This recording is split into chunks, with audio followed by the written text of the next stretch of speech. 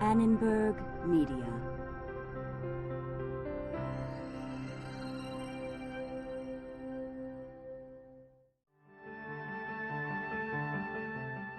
Gertrude Stein dubbed them the Lost Generation. A lot of people felt alienated from America, from their sense of where America was going, what America was becoming. Disillusioned by war and American life, young writers like F. Scott Fitzgerald, Nella Larson, Claude McKay, Sherwood Anderson, and Ernest Hemingway moved to Paris.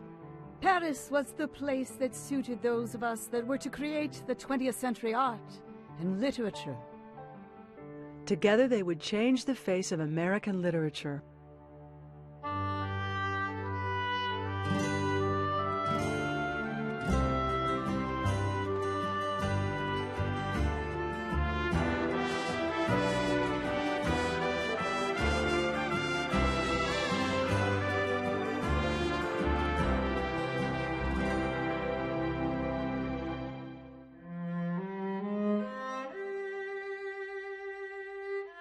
In 1917, Americans crossed the Atlantic to fight what they had been told was the war to end all wars. World War I devastated Europe with over 16 million dead. Britain, France, and Germany lost an entire generation of young men.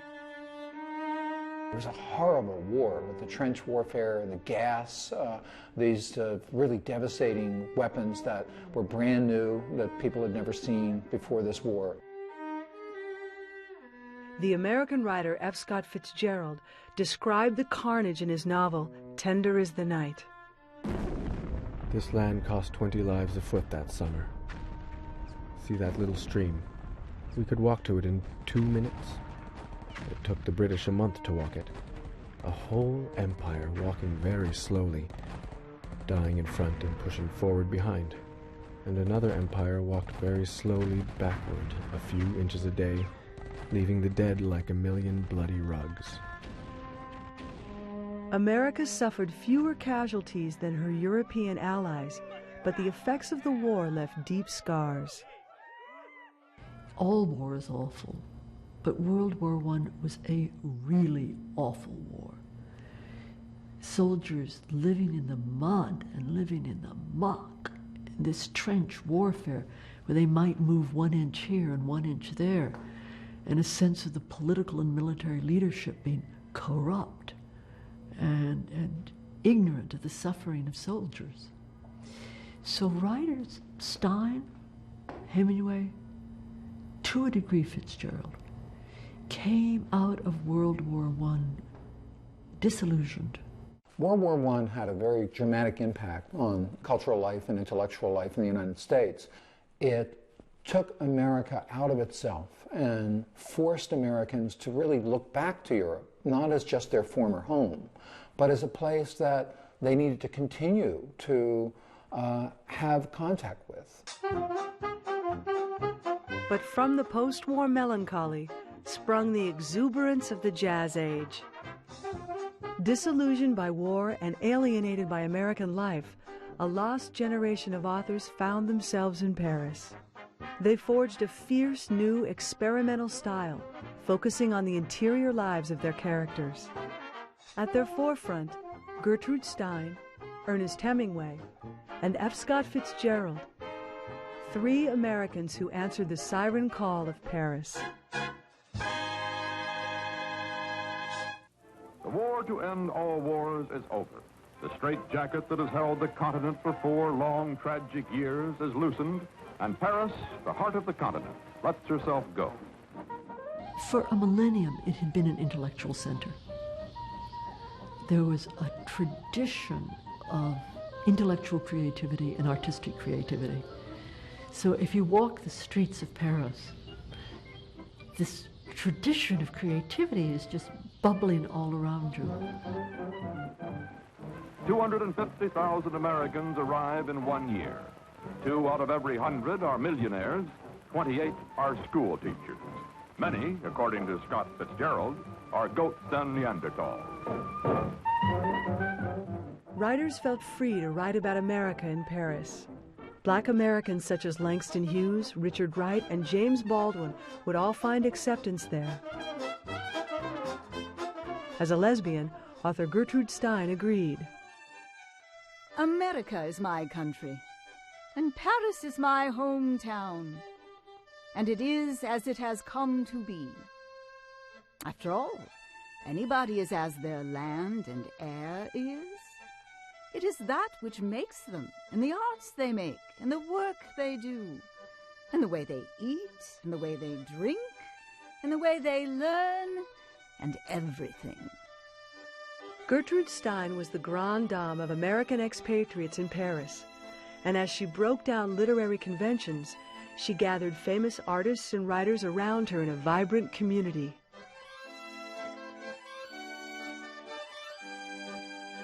Gertrude Stein was born in 1874 to an upper-middle-class family in Pennsylvania.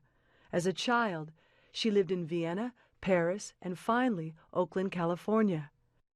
Later writings reflected her keen interest in characters and the inner workings of the mind. Freud was just starting to become published in English in the United States, and Freud's whole notion of the subconscious and the importance of dreams and how we have things hidden beneath the surface that we need to get out. Stein moved to Paris in 1904. There, she found herself in the midst of a modernist art revolution.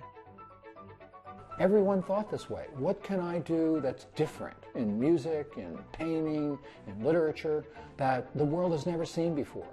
And it felt to everyone like this was a moment to make it all new again.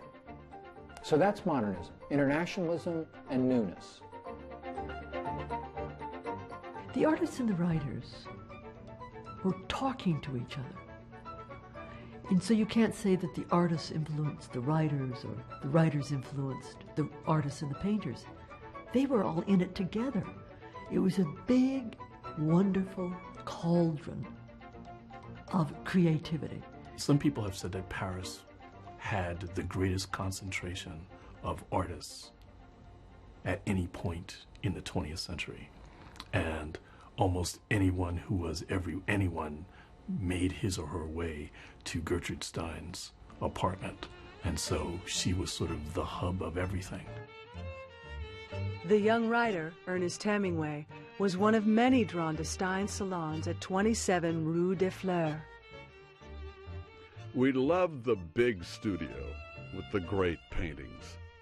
It was like one of the best rooms in the finest museum, except there was a big fireplace, and it was warm and comfortable, and they gave you good things to eat. Hemingway was greatly influenced by Stein's writing, especially her portraits. Gertrude Stein is wonderful at creating complicated characters and using language in a way that makes form and content, language and content cohere. So her psychological portraits of characters are very powerful because the language, the articulation of their feelings is so detailed and so nuanced and sensitive. Stein said, no, what I want to show is how that person works inside. What are the rhythms of their being? If I could see into their entire psychology, what internal rhythms would I see driving them? So Stein gave us portraits from the inside, not from the outside. And she also just shattered language when she was doing it. Stein championed the experimentation practiced by visual artists like Cézanne and Picasso. She absorbed the ideas of these artists into her writing. Words became like paint, as Stein illustrates in A Portrait of Picasso. If I told him, would he like it? Would he like it if I told him? Would he like it? Would Napoleon? Would Napoleon? Would he like it? If Napoleon, if I told him, if I told him if Napoleon, would he like it if I told him, if I told him, if Napoleon? Would he like it if Napoleon, if Napoleon, if I told him? repetition. Constant repetition. The language in Stein almost sounds naive. But what she's trying to do is to get inside the mind and how the mind works, and to speak from inside. A dark gray, a very dark gray, a quite dark gray is monstrous ordinarily. It is so monstrous because there is no red in it. If red is in everything, it is not necessary. What does that mean? How can gray be monstrous ordinarily? What does that mean? What is she referring to? That's the way we typically read. But that's not the way Stein wants us to read. She doesn't want us to ask those questions. And so that's the way in which her prose is revolutionary, because she wants us to look at words as words, in the same way that Cézanne wanted us to look at paint as paint, and not looking at paint as something that enables us to have a picture of a mountain. He wanted us to look at paint as paint, and Stein wants us to look at words as words, and to see them as independent entities in and of themselves, and not things that are just used to refer to objects. Perhaps one of the writers who most appreciated Stein's experimental writing was the young Ernest Hemingway. They both were icon smashers. They were both breaking barriers and taking chances, risks in writing, pushing the limits of what was acceptable in the United States. His journalist background and the influence of his contemporaries, like Stein and the poet Ezra Pound, helped to mold his terse, economical style. What many another writer would be content to leave in massive proportions, I polish into a tiny gem. Hemingway was the master of bringing journalistic elements, things that a writer learns to do when they're writing for the newspapers, and bringing those elements directly into the world of fiction writing, particularly with shorter, more direct sentences, hard-hitting language, verbs, nouns, reducing adjectives down, eliminating anything that doesn't add to the power of a paragraph. I mean, you sit down and you read a farewell, the beginning of A Farewell to Arms, or the dialogue in The Sun Also Rises. It's just sheerly fun. It makes you feel good.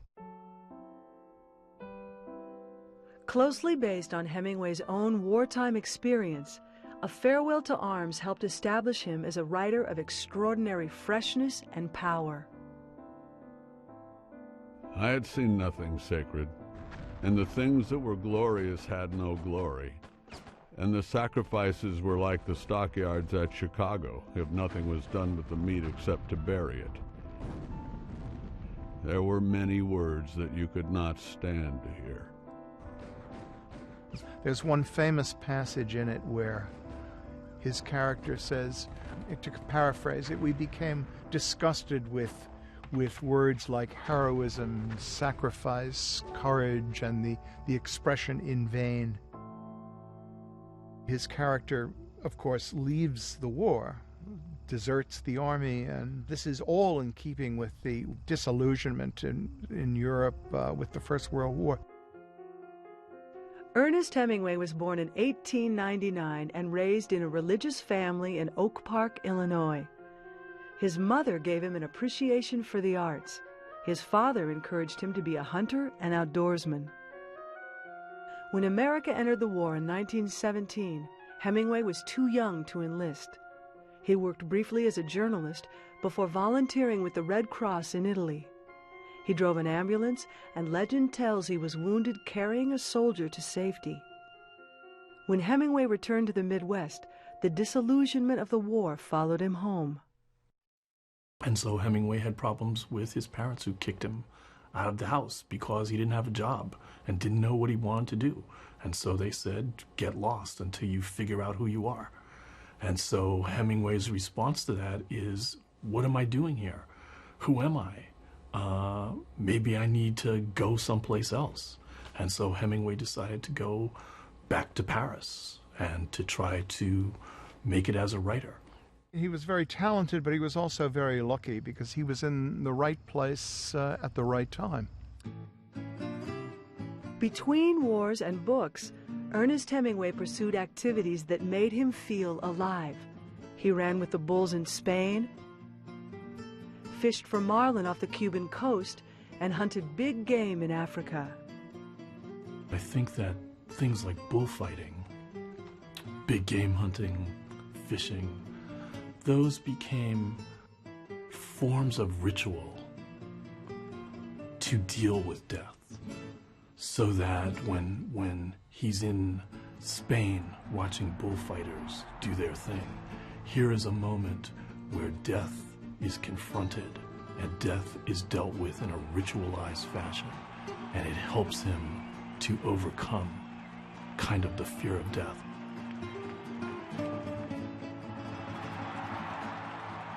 Here's this man who lived so hard and went to so many places and ran with the bulls and won the Nobel Prize. What does death mean to him? Why does he write about death again and again? In his 1936 short story, The Snows of Kilimanjaro, Hemingway presents a writer on safari, dying from gangrene, who looks back on happier days in Paris and laments everything he failed to write. Now he would not write the things that he had saved to write until he knew enough to write them well. Well, he would not have to fail at trying to write them either. Maybe you could never write them, and that was why you put them off and delayed the starting. Well, he would never know now. It's this lament for the writer's squandering of his talent. Now, it was done in 1936, and it's very poignant if it's read autobiographically. If it is read autobiographically, it is a spasm of fear and self-knowledge. As death overtakes him, the writer becomes delirious. He dreams he's being taken aloft in an airplane. Then it darkened, and they were in a storm. The rain so thick, it seemed like flying through a waterfall. And then they were out, and Compey turned his head and grinned, and pointed. And there ahead, all he could see, as wide as all the world, great, high, and unbelievably white in the sun, was the square top of Kilimanjaro. And then he knew that there was where he was going. Often when one thinks of Hemingway, one thinks of the phrase grace under pressure. And I think that, again, it comes from the obsession with death that Hemingway had and the fear of not being successful. And the way to deal with death is through grace, through economy, through style.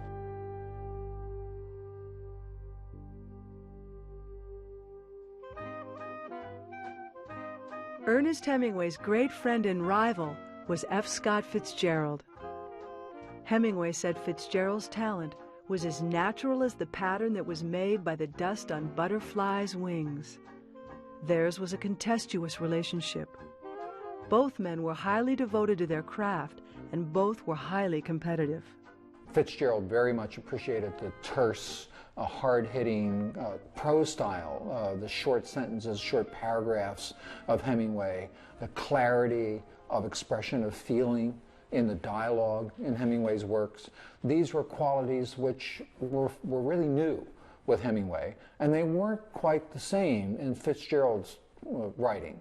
Fitzgerald, on the other hand, is a wonderful imagist and creates really stunning images in his fiction. And Hemingway recognized that he had a poetic power and a visual power that Hemingway was always trying to achieve, but saw that Fitzgerald just seemed to do it so easily. Like Hemingway, F. Scott Fitzgerald was from the Midwest. Born and raised in middle-class St. Paul, Minnesota, Fitzgerald eventually made it into Princeton University. There, he became keenly aware of class differences. And this was very powerful for F. Scott Fitzgerald when he went to Princeton and was seen as a Midwesterner. And he wanted so hard to succeed, and he did. His artistic talent was recognized. But he was always a kind of second-class citizen among those students from the Northeast who saw the Northeast as the center of culture in America. In 1918, Fitzgerald quit college to join the Army, but the war ended before he saw action. He moved to New York City to make his fortune. A novel he had started in college entitled This Side of Paradise was published in 1920 and became an immediate bestseller. F. Scott Fitzgerald was rich and famous by age 24. He and his wife Zelda became symbols of a new youth culture, synonymous with parties, flappers, and jazz. It's not by mistake that F. Scott Fitzgerald was the one who coined the term for the 1920s, the Jazz Age. Scott Fitzgerald was a man of his times. He was the perfect leading writer for the generation that came of age in the 1920s. Smitten as he was with the upper class, Fitzgerald was also a keen observer and a harsh critic. In 1924, he left for France with an unfinished novel he called Among Ash Heaps and Millionaires, a portrait of a rich, mysterious man who tries to reinvent himself and recapture his past. A friend suggested a new title, The Great Gatsby. We still admire this novel as a great novel because of the dark underside of what it examines that people didn't talk about 30 years ago. It examines race, it examines gender problems, class problems, regional attitudes and snobism, a lot of psychological dimensions and cultural dimensions that simply weren't seen by previous readers. It can arguably be called the great American novel because it is the novel most representative of the American condition. Here is this guy who wants to reinvent himself, who wants to recapture his past. In Daisy Buchanan, the girl he loved when he was younger, and he wants her back, and he wants to do anything that he can do. He wants to transform his life in any way that he can in order to win her back. And he keeps trying and he keeps trying. And he fails, ultimately. And so we are left with the notion of the American dream is a good thing, but it might not be possible to achieve it. If it wasn't for the mist, we could see your home across the bay, said Gatsby. You always have a green light that burns all night at the end of your dock. Daisy put her arm through his abruptly, but he seemed absorbed in what he had just said. Possibly it had occurred to him that the colossal significance of that light had now vanished forever. Compared to the great distance that had separated him from Daisy, it seemed very near to her, almost touching her. It had seemed as close as a star to the moon. Now it was again a green light on a dock. And so you have that haunting image of Gatsby standing at the end of his dock and watching the green light flashing off and on. And that sense of, there it is, and I can see it, and I can hear it, and I can taste it, and I can almost get to it, but I can't quite get there. But I have to keep dreaming anyway. And that idea, I think, haunts everything in America. After early success, Fitzgerald sank deeply into debt. The stock market crash of 1929 plunged the United States and much of the world into depression. Zelda suffered a mental collapse in 1930 and spent most of the rest of her life in hospitals. In his short story, Babylon Revisited, Fitzgerald looks back on his life and the Paris he knew through his character Charlie Wales. Charlie directed his taxi to the Avenue de l'Opera, which was out of his way. As they rolled on to the left bank and he felt its sudden provincialism, he thought, I spoiled this city for myself. I didn't realize it, but the days came along one after another, and then 2 years were gone, and everything was gone, and I was gone. The idea of loss is, of course, all over Fitzgerald. And here his sense of loss is for the Paris that he used to know, the Paris where he was young and where he was becoming a successful writer. And now it's gone, and the places are empty, and he's alone. And the question I would ask about Fitzgerald is, why did his heart break? Because character after character in Fitzgerald is stripped of illusion, stripped of love, and is left with a certain emptiness or set of questions. And so a Fitzgerald who writes like an angel, why is there such sadness in him?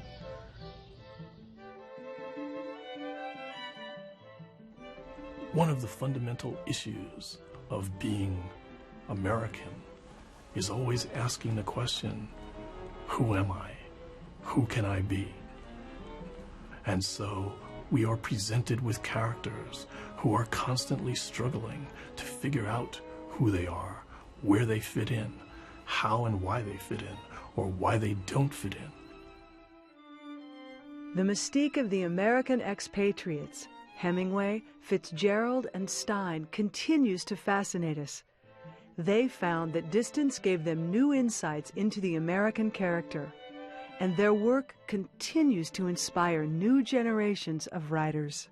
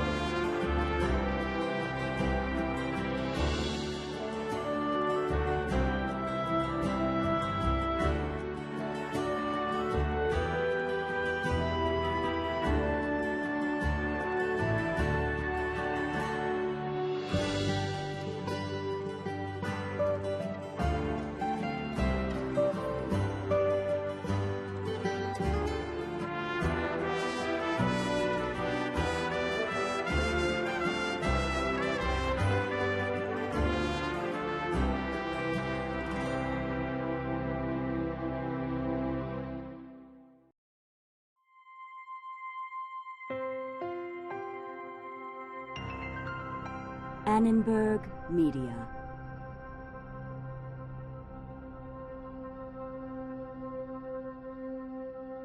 For information about this and other Annenberg Media programs, call 1-800-LEARNER and visit us at www.learner.org.